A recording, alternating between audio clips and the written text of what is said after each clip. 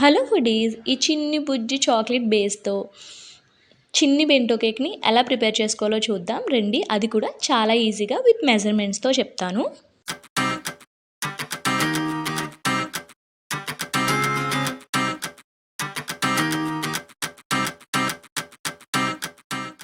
Starting నేను ఇక్కడ dry ఇంగ్రీడియంట్స్ని జల్లించుకుంటున్నాను. 1/4 cup వరకు మైదాని యాడ్ చేసుకుంటున్నాను. మైదా ప్లేస్లో గోధుమ పిండి కూడా యాడ్ చేసుకోవచ్చు.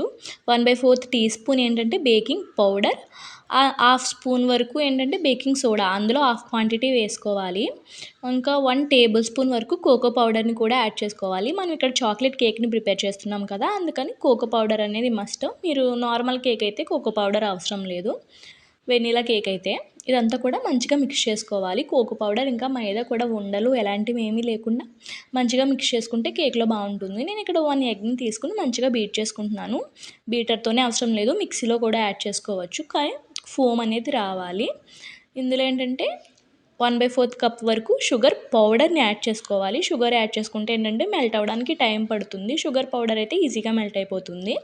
1 టేబుల్ స్పూన్ వరకు ఆయిల్ని యాడ్ చేసుకుని మంచిగా విస్క్ చేసుకోవాలి. విస్కర్తో కూడా బాగా వస్తుంది, కాకపోతే షుగర్, ఆయిల్, ఎగ్ అనేది బాగా మిక్స్ అవ్వాలి. అప్పుడే కొంచెం ఫోమ్లా వస్తుందన్నమాట, పైన చిన్న నొరగ వస్తుంది. ఈ కన్సిస్టెన్సీ అంతవరకు మంచిగా విస్క్ చేసుకోవాలి.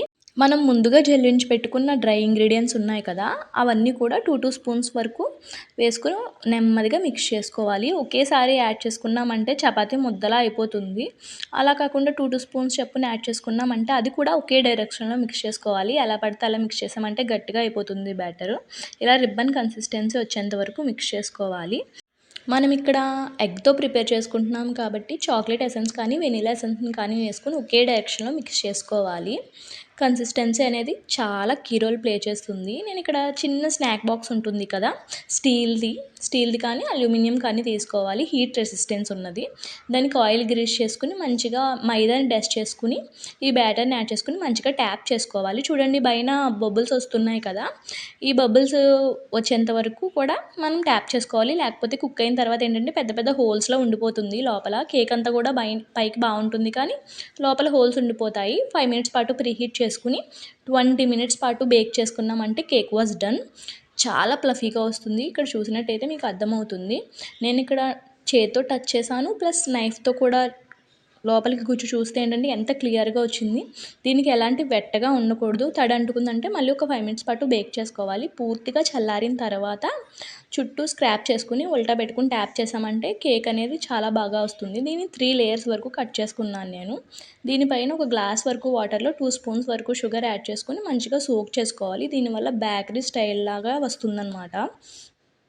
ఇలా కూడా తినేయచ్చు. మనం షుగర్ వాటర్ లేకుండా ప్లెయిన్గా కూడా కట్ చేసుకుని తినేయచ్చు. మనం ఇక్కడ చిన్న బెంటో కేక్ చేద్దామని చెప్పి షుగర్ వాటర్తో సోక్ చేసి క్రీమ్ అప్లై చేస్తున్నాను. క్రీమ్ అప్లై కూడా పెద్ద కష్టం ఏం కాదు. మనం బ్రెడ్ పైన జామ్ అప్లై చేసుకుంటాం కదా, సేమ్ అదే ప్రాసెస్లో నెమ్మదిగా క్రీమ్ని అప్లై మనం ఈ రెసిపీస్ ఏంటంటే పెద్ద కష్టంగా ఉండవు, కానీ ఏంటంటే మనం బల్క్లో చేయకూడదు అనమాట. ఎక్కువ క్వాంటిటీస్ చేసామంటే పోయిందంటే ఇంగ్రీడియంట్స్ అన్నీ వేస్ట్ అయిపోతాయి కదా, అదే తక్కువ క్వాంటిటీ చేసుకున్నామంటే వచ్చినా పోయినా పెద్ద మనకి ఇబ్బంది ఏమి ఉండదు, కానీ డెఫినెట్గా బాగా వస్తుంది. నేను ఇక్కడ చెప్పిన మెజర్మెంట్స్ అన్నీ యాజ్ ఇట్ ఈజ్ వేసారంటే పర్ఫెక్ట్గా వస్తుందన్నమాట కేక్ అంతా కూడా. Thanks for watching. Subscribe for more videos.